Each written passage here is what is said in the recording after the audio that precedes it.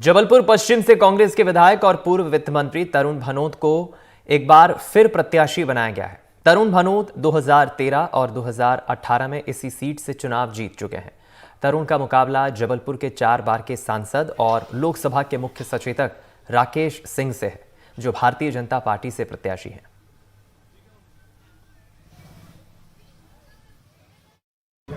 कांग्रेस की आज पहली लिस्ट आई है और इस लिस्ट में जबलपुर के विधायक पश्चिम क्षेत्र के और पूर्व वित्त मंत्री तरुण भनोट को एक बार फिर टिकट दी गई है।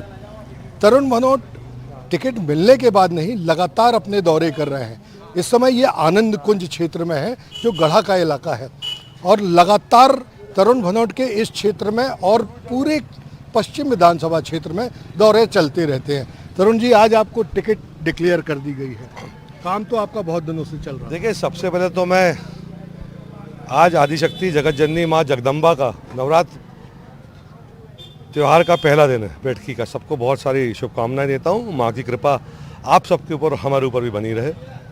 जी हाँ, 5 साल ये प्रयास करते हैं कि लोगों के साथ रहें, सक्रिय रहें, मिलते जुलते रहें और जो जनता का काम है उसको पूरा करें।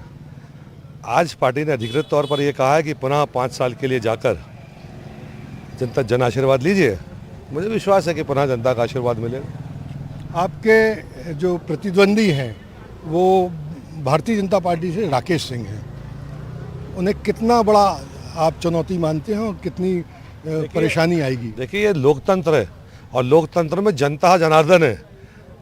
ये ही हमें विधायक बनाती है, हमें मंत्री बना, इन्हीं के आशीर्वाद से मंत्री बनते हैं, सांसद बनते हैं, मुख्यमंत्री प्रधानमंत्री भी जनता के आशीर्वाद से बनते हैं। तो ये कहना कि कौन सामने लड़ रहा है ये महत्वपूर्ण नहीं है।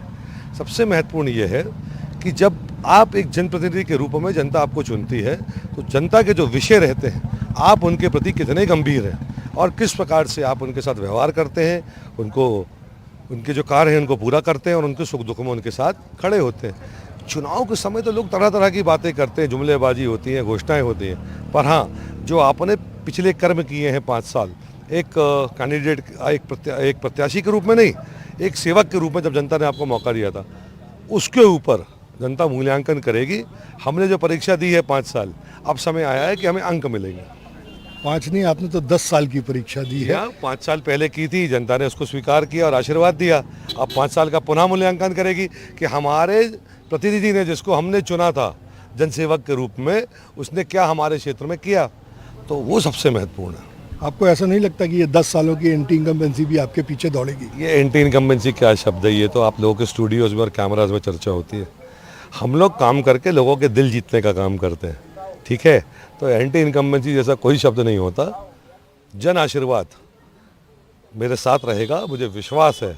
प्रचंड बहुमत से इस विधानसभा क्षेत्र में जनता का आशीर्वाद मिलेगा और मध्य प्रदेश में कांग्रेस पार्टी की सरकार बनेगी। एक बार फिर जो सूची आई है, इसको पूरे मध्य प्रदेश के परिप्रेक्ष्य में आप कैसे देखते हैं? मैंने तो अभी सूची पूरी देखी नहीं, क्योंकि सुबह मैं चला गया था प्रातः। आज बैठकी का दिन है, मैंने कहा मठ में पूजन के लिए, तो माँ की पूजा की और वहीं पूज्य हमारे गुरु शंकराचार्य जी महाराज थे, उनका आशीर्वाद लिया। जब बाहर में निकला तो मुझे पता चला कि अधिकृत सूची है।